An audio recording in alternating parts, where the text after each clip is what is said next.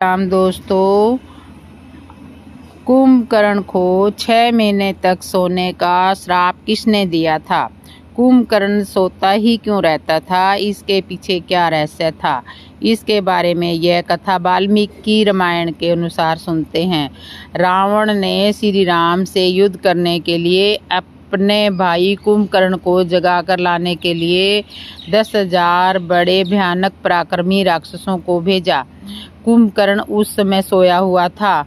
उसके 6 महीने सोने के पीछे एक कथा है। जितने भी राक्षस थे उन्होंने अपने कठोर जीवन में तप करके अपने वरदानों को प्राप्त किया था, लेकिन कुंभकर्ण के मामले में ऐसा नहीं था। वह शरीर में पर्वत के समान दिखाई देता था और जितने भी राक्षस थे उन सब में शरीर में सबसे बड़ा कुंभकर्ण था। जब कुंभकर्ण पैदा हुआ था तो जन्म लेते ही भूख से इतना पीड़ित हो गया था कि उसने हजारों प्राणियों को खा डाला। चारों तरफ हाहाकार मच गई। सभी प्राणी इकट्ठे होकर देवराज इंद्र की शरण में पहुंच गए और उनसे इस आए हुए संकट से छुटकारा पाने के लिए निवेदन करने लगे। देवराज इंद्र ने उनकी सहायता करने के लिए कुंभकर्ण के साथ युद्ध किया। उन्होंने अपने ब्रिज से कुंभकर्ण को घायल कर दिया। घायल होकर कुंभकर्ण और भी ज़्यादा क्रोध में हो गया और ज़्यादा भयानक हो गया। उसने क्रोध में आकर देवराज इंद्र के ऐरावत हाथी के मुख से एक दांत उखाड़ लिया और उस दांत को देवराज इंद्र की छाती पर दे मारा। कुंभकर्ण के इस प्रहार से इंद्र बेचैन हो गए। इंद्र की यह दशा देखकर सभी देवता भी भयभीत होने लगे। तभी सभी देवता इकट्ठे होकर ब्रह्मा जी के पास गए। ब्रह्मा जी को जो घटना घटी उसके बारे में अवगत कराया। ब्रह्मा जी ने इंद्र की सारी बातों को सुनकर सभी राक्षसों को बुलाया। उसमें कुंभकर्ण को भी बुलाया। कुछ बातचीत हुई। उसके बाद कुंभकर्ण को देखते ही ब्रह्मा जी को क्रोध आ गया। वे कहने लगे कि विश्रवा ने निश्चय ही मुझे इस जगत का विनाश करने के लिए ही उत्पन्न किया है। अतः कुंभकर्ण, मैं तुम्हें श्राप देता हूँ कि आज से ही तुम मुर्दे के समान सोता रहेगा। ब्रह्मा जी के हिसाब से वह रावण के सामने ही गिर पड़ा। यह देखकर रावण को भी घबराहट होने लगी। उसने प्रजापति ब्रह्मा जी से विनती की कि कुंभकर्ण के जागने और सोने का समय निश्चित कर दे तो आपकी बड़ी कृपा होगी। यह बात सुनकर ब्रह्मा जी ने कहा कि हे कुंभकर्ण, तू 6 मास तक सोता रहेगा और केवल एक दिन ही जागेगा। उस एक दिन ही तू भूखा होकर इस धरती पर विचरेगा और उस एक दिन में जितने भी प्राणियों को खाएगा उतने प्राणियों को खा लेना। तब से कुंभकर्ण 6 महीने सोता था और केवल एक ही दिन जागता था। कुंभकर्ण एक गुफा में रहता था। वह गुफा बहुत सुंदर थी। उसकी लंबाई और चौड़ाई 1-1 योजन थी। कुंभकर्ण जब सांस लेता था तब अनेकों प्राणी खींचे चले जाते थे और जब वह सांस छोड़ता था तो अनेकों प्राणी दूर जाकर गिरते थे। 10,000 बहुत खतरनाक राक्षस कुंभकर्ण को जगाने के लिए आए। साथ में अनेकों जानवरों और पक्षियों का मांस, अनेक घड़े जानवरों का रक्त और अनेक घड़े मंदिरा लेकर कुंभकर्ण को जगाने के लिए पहुँचे। अनेक प्रयास कर लिए थे लेकिन कुंभकर्ण जागने वाला ही नहीं था। तब फिर उसके ऊपर हाथियों को चलाया गया। तब जाकर कुंभकर्ण अपनी निंद्रा से जगा। जागते ही उसने अनेक जानवरों और पक्षियों के बड़े बड़े मांस के ढेरों को खाने लगा। फिर उसने अनेक घड़े रक्त के पिए। उसके बाद अनेक घड़े मदिरा पान करके खड़ा हो गया और पूछने लगा कि मुझे किस लिए जगाया गया है। ऐसी क्या विपदा आ गई थी कि जो मुझे सोते हुए जगाया गया। तब रावण के सचिव यूपाक्ष ने कहा कि राक्षस राज रावण ने आपको शीघ्र ही बुलाया है और युद्ध का सारा वृत्तांत कुंभकर्ण को सुना दिया। इस प्रकार कुंभकर्ण को 6 महीने सोने का श्राप मिला हुआ था। रूपवती यक्षिणी ताड़का राक्षसी क्यों बनी? रामायण में लक्ष्मण जी ने 2 स्त्रियों के नाक कान क्यों काटे? वाल्मीकि रामायण के अनुसार ताड़का जन्म से ही राक्षसी नहीं थी, वह एक यक्ष की पुत्री थी, अर्थात बहुत सुंदर यक्षिणी थी और लक्ष्मण जी ने शूर्पणखा से पहले ताड़का के भी नाक कान काटे थे। आइए तब पूरा वृत्तांत सुनाते हैं। एक बार की बात है, सुकेत नाम का एक बहुत बड़ा शक्तिशाली यक्ष था, लेकिन जब वह परेशान था क्योंकि उसके कोई संतान नहीं थी, इसलिए उसने ब्रह्मा जी की कई वर्षों तक तपस्या की थी। उसकी तपस्या से ब्रह्मा जी प्रसन्न हुए थे। ब्रह्मा जी ने कहा कि हे सुकेत, तुमने मेरी बहुत कठिन तपस्या की है, मैं तुम्हारी तपस्या से प्रसन्न हुआ हूँ, बोलो क्या चाहिए, तब कोई वर मांग लो। तो सुकेतु जिस बात से दुखी थे, अर्थात वह निसंतान था, उसने यही वर मांगा। उसने ब्रह्मा जी के सामने एक पुत्र की कामना की। ब्रह्मा जी ने उन्हें पुत्र देने का मना कर दिया, लेकिन पुत्र के स्थान पर वह एक बहुत सुंदर सी कन्या का वरदान दिया। कुछ समय बाद सुकेत के यहाँ एक बहुत ही सुंदर कन्या ने जन्म लिया। उसका नाम ताड़का रखा गया। ब्रह्मा जी ने उस कन्या को 1000 हाथियों के समान बल भी दिया। धीरे धीरे वह सुंदर रूपवती यक्ष कन्या बड़ी होने लगी और जैसे ही वह यौवन में पहुंची, सुकेत ने उसका विवाह जंब नामक दैत्य के पुत्र सुंद के साथ कर दिया। कुछ समय बाद सुंद और ताड़का से 2 पुत्र हुए, मारीच और सुबाहु। मारीच भी अपनी माता के समान बहुत ही शक्तिशाली था, लेकिन वह बहुत ज़्यादा उदंड बालक था। हर समय वह क्षमा न करने योग्य उदारता करता रहता था। एक दिन उसने अगस्त्य मुनि को बहुत परेशान किया। परेशान होकर अगस्त्य मुनि ने क्रोध में आकर उसे राक्षस हो जाने का श्राप दे दिया। जब यह बात मारीच के पिता अर्थात ताड़का के पति सुंद को पता चली, तो अगस्त्य मुनि ने मारीच को राक्षस हो जाने का श्राप दिया था। तो वह अगस्त्य मुनि पर अत्यंत ही क्रोधित होने लगा और उन्हें मारने के लिए उनके आश्रम में दौड़ा। आश्रम पहुंचकर वह अगस्त्य मुनि को मारने के लिए उनकी तरफ झपटा, लेकिन उस समय अगस्त्य मुनि भी क्रोध में थे, इसलिए उन्होंने अपने तप के बल से सुंद को भस्म कर दिया। यह बात जब ताड़का को पता चली कि मेरे बेटे को राक्षस होने का श्राप अगस्त्य मुनि ने दे दिया है और मेरे पति को भस्म कर दिया है, तो वह क्रोध में पागल हो गई। ताड़का सीधी अगस्त्य मुनि को मारने के लिए आश्रम में पहुंच गई। तब अगस्त्य मुनि को मारने के लिए झपटी, तो अगस्त्य मुनि ने उसे राक्षसी होने का श्राप दे दिया और कहा कि तू तो यक्षिणी, परंतु अब शीघ्र ही इस रूप को त्याग कर भयंकर रूप में हो जा तू विकराल मुख वाली नरभक्षिणी राक्षसी हो जा। इस प्रकार ताड़का भयानक रूप वाली राक्षसी बन गई और जहाँ अगस्त्य मुनि का आश्रम था, उसके आसपास के क्षेत्रों में भारी उत्पात मचाने लगी। अनेक नगर अनेक अत्याचारों से उजड़ने लगे। फिर जब विश्वामित्र जी राम और लक्ष्मण को अपने साथ लेकर जा रहे थे, तो ताड़का का वध करने के लिए उस ताड़का वन अर्थात सुंदर वन में रुक गए, जहाँ ताड़का रहती थी। श्री राम के धनुष की टंकार सुनकर ताड़का उन्हें मारने के लिए उनकी तरफ दौड़ी।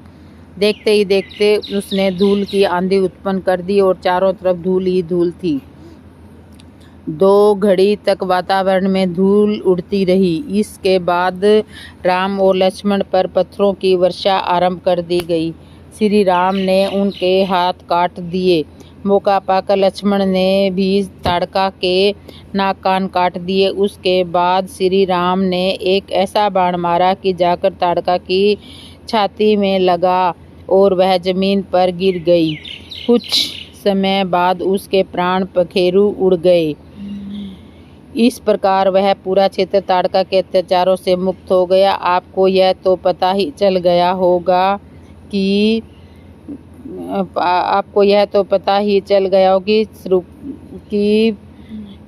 शूर्पणखा से पहले लक्ष्मण ने ताड़का के कान नाक काटे थे। अब मैं आपको बताती हूँ कि सीता जी ने अशोक वाटिका से हनुमान जी के साथ जाने से क्यों मना कर दिया था। सीता जी हनुमान जी से कहने लगी कि हे हनुमान, तुम जाकर मेरे प्राणनाथ श्री रघुनाथ जी से शीघ्र ही आने के लिए कहना। वे जल्दी आकर इन राक्षसों का, उस रावण का और इस पूरी लंका का सरगना करके मुझे यहाँ से ले जाएं। सीता जी आगे कहने लगी कि हे हनुमान, मुझे रावण ने 12 महीने अर्थात 1 वर्ष का समय दिया था, जिसमें इस समय 10वां महीना चल रहा है। 2 महीने और शेष रहे हैं। 2 महीने के बाद यदि मैं रावण की बात नहीं मानी तो वह मुझे मार देगा। इसके बाद रघुनाथ जी के आने का कोई लाभ नहीं होगा। इसलिए उनसे कहना कि 2 महीने से पहले ही मुझे लेने के लिए आ जाएं। मैं यहाँ से तब तक नहीं जा सकती जब तक रावण सहित सारे राक्षसों का नाश नहीं हो सकता, क्योंकि उससे पहले वह रावण मुझे अब वापस नहीं जाने देगा। हालांकि रावण के छोटे भाई विभीषण ने श्री रावण को बहुत समझाया कि तुम सीता जी को वापस कर दो, लेकिन रावण ने उसकी भी बात नहीं मानी। यहीं पर एक दिन विभीषण की ज्येष्ठ पुत्री, जिसका नाम कला था, उसने आकर मुझे बताया था कि मेरे पिताजी ने राक्षस राज रावण को तुम्हें लौटाने के लिए बहुत समझाया, लेकिन वे भी नहीं माने। विभीषण की उस पुत्री ने यह भी बताया कि एक अविसिंद नाम का राक्षस था जो बहुत विद्वान और बुद्धिमान था। उसने भी रावण को समझाने का अनेक बार प्रयास किया, लेकिन रावण ने उनकी भी एक भी बात नहीं मानी।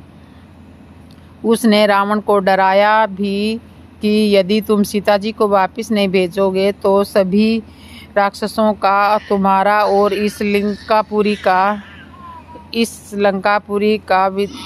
विनाश हो जाएगा। लेकिन फिर भी रावण ने उनकी बात पर कोई गौर नहीं किया। सीता जी हनुमान जी से आगे कहती हैं कि हे कपिश्रेष्ठ, आपको देखकर अब मुझे फिर से आशा बंधी है कि तुम्हारे वापस लौट कर और तुम्हारे द्वारा श्री राम को मेरे बारे में बताने के बाद श्री रघुनाथ जी शीघ्र ही मुझे लेने आ जाएंगे। सीता जी मन ही मन बहुत कोमल थी, शीघ्र ही भावुक हो जाती थी, इसलिए इतना कहकर वे फिर से रोने लगी थी। उनके मुख पर फिर से आंसुओं की धारा बह रही थी। यह देखकर हनुमान जी ने कहा कि देवी, आप चिंता ना करें, थोड़ा और धैर्य धारण करें। मैं जैसे ही आपके बारे में श्री रघुनाथ जी को बताऊंगा, वे वानर और भालुओं की विशाल सेना लेकर आपके पास दौड़े दौड़े चले आएंगे। फिर हनुमान जी ने सीता जी से कहा कि यदि आप चाहें तो श्री रघुनाथ जी के आने की कोई आवश्यकता ही नहीं है। मैं आपके इन सभी दुखों का नष्ट करके आपको मेरी पीठ पर बैठ जाना। मैं 100 योजन समुद्र लांघकर श्री रघुनाथ जी के सामने आज ही आपको पहुंचा दूंगा। हे देवी, मैं सारी लंका को अपनी पीठ पर लादकर समुद्र पार कर सकता हूं। मुझ में इतनी शक्ति तो है, इसलिए आप चिंता ना करें। आप शीघ्र ही मेरी पीठ पर बैठ जाओ। मैं इतनी तेजी से समुद्र पार करूंगा कि लंका में कोई भी मेरा पीछा नहीं कर सकता। हे देवी, आप मेरे पराक्रम को देखना, कोई भी राक्षस मेरा सामना नहीं कर पाएगा। इसलिए आप अब देरी न करें, शीघ्र ही मेरी पीठ पर बैठ जाएं। हनुमान जी की ऐसे बातें सुनकर सीता जी को बहुत अच्छा लगा और हनुमान जी की बातों पर सीता जी को हल्की सी हंसी भी आ रही थी। इसका कारण यह था कि अभी भी हनुमान जी अपने सूक्ष्म रूप में ही सीता जी से बातें कर रहे थे, इसलिए सीता जी उनकी बातों पर हंस गई और कहने लगी कि हे हनुमान, वास्तव में आप श्री रघुनाथ जी के परम भक्त हैं, इसलिए तो आपने सत्य ना होते हुए भी जो साहस दिखाया है उसके कारण आप प्रशंसा के पात्र हैं। लेकिन हे हनुमान, कहना अलग की बात है, किसी कार्य को करना अलग बात है। तुम्हारे साहस की मैं प्रशंसा करती हूँ, लेकिन तुम्हारा शरीर तो बहुत छोटा है, तुम मुझे अपनी पीठ पर कैसे बिठा सकते हो। सीता जी के शब्दों को सुनकर हनुमान जी को भी हंसी आ रही थी और मन ही मन सोच रहे थे कि देवी सीता अभी मेरे बल और पराक्रम को नहीं जानती है, और जानने भी कैसे, क्योंकि मैंने तो उनसे सूक्ष्म रूप में ही बात की है। अभी उनके सामने मैं अपना विशाल रूप दिखाता हूँ। मन ही मन ऐसा कहते हुए हनुमान जी ने अपना विशाल रूप दिखाना आरंभ कर दिया। देखते ही देखते उनका शरीर अशोक वृक्ष से भी ऊपर निकल गया। उस समय हनुमान जी पर्वत के समान लग रहे थे। फिर उन्होंने हाथ जोड़कर सीता जी से कहा कि हे देवी, मैं चाहूँ तो पूरी लंका अपने ऊपर लांद करके ले जा सकता हूँ। मुझ में इतनी शक्ति है, इसलिए आप मेरे साथ चलने का निश्चय कीजिए। आज ही मैं आपको लक्ष्मण जी सहित श्री रघुनाथ जी से मिला दूंगा। आज ही आपके सारे दुख दूर हो जाएंगे। ऐसा कहकर हनुमान जी ने फिर से अपना सूक्ष्म रूप बना लिया। तब सीता जी हनुमान जी की बातों का उत्तर देते हुए कहने लगी कि हे हनुमान, मैं तुम्हारे बल और पराक्रम को अब जान चुकी हूँ। तुम इतने शक्तिशाली हो, इसलिए तो 100 योजन समुद्र पार करके यहाँ तक आए हो। अन्यथा एक साधारण वानर में इतनी शक्ति नहीं होती। लेकिन आपके साथ मेरा जाना ठीक नहीं है, क्योंकि तुम बहुत तेजी से आकाश मार्ग से समुद्र को पार करोगे। मैं उस हवा के वेग में मूर्छित होकर फिर गिर सकती हूँ, और यदि समुद्र में गिर गई तो मुझे समुद्री जीव जंतु खा जाएंगे। फिर तुम्हारा यहाँ पर आना व्यर्थ हो जाएगा। जब तुम मुझे यहाँ से लेकर जाओगे तो सभी राक्षस तुम्हारे पीछे पड़ जाएंगे। जब तुम उन्हें नष्ट करने का प्रयास करोगे तब मेरी तरफ से तुम्हारा ध्यान हट जाएगा। ऐसी स्थिति में समुद्र में गिर सकती हूँ। इसलिए उन राक्षसों से युद्ध और मेरी रक्षा दोनों कार्य एक साथ पर तो तुम नहीं कर पाओगे। यदि उन राक्षसों से युद्ध करते समय मैं तुम्हारी पीठ से गिर गई तो फिर से राक्षसों ने मुझे पकड़ लिया तो भी कोई लाभ नहीं हो सकता। वे राक्षस क्रोध में आकर मुझे मार देंगे या फिर मुझे ऐसे गुप्त स्थान पर रख देंगे वहाँ पर मेरा किसी को पता भी नहीं चलेगा। फिर तुम्हारा यहाँ आना का प्रयास भी व्यर्थ हो जाएगा। इसलिए पूरे दल बल सहित यदि श्री राम रघुनाथ जी मुझे लेने आए तो वही उत्तम रहेगा। तुम्हारे साथ न जाने का एक कारण और भी है। मैं पवित्र स्त्री हूँ, इसलिए श्री राम के सिवा दूसरे किसी पुरुष के शरीर को स्वेच्छा से स्पर्श करना भी अच्छा नहीं समझती। और यदि मैं तुम्हारे साथ जाऊंगी तो तुम्हारे शरीर पर बैठकर जाऊंगी तो मेरे लिए उचित नहीं रहेगा। हालांकि रावण ने मेरे शरीर को बलात् स्पर्श किया था। मैं उस समय असमर्थ और विवश थी। मेरा तुम्हारे साथ न जाने का एक और कारण है। यदि मैं तुम्हारे साथ चली गई तो श्री रघुनाथ जी की मर्यादा भंग हो जाएगी। लोग कहेंगे कि रघुनाथ जी में इतनी शक्ति नहीं थी कि वे अपनी पत्नी को छुड़ाकर लंका से ला सके। इसलिए उन्होंने एक वानर सीता जी को वापस लाने के लिए भेजा था।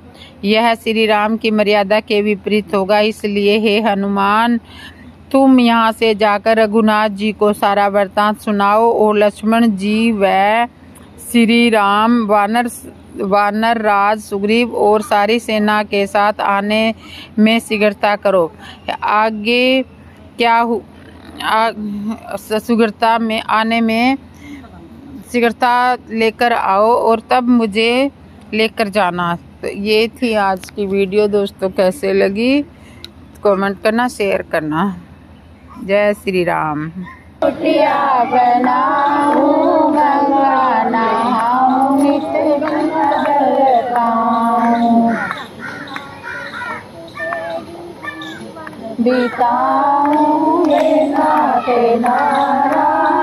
वासुदेवा गंगा के तट पे जीवन बिताऊं। हे नाथ नारायण वासुदेवा, श्री कृष्ण गोविंद हरे मुरारी। हे नाथ नारायण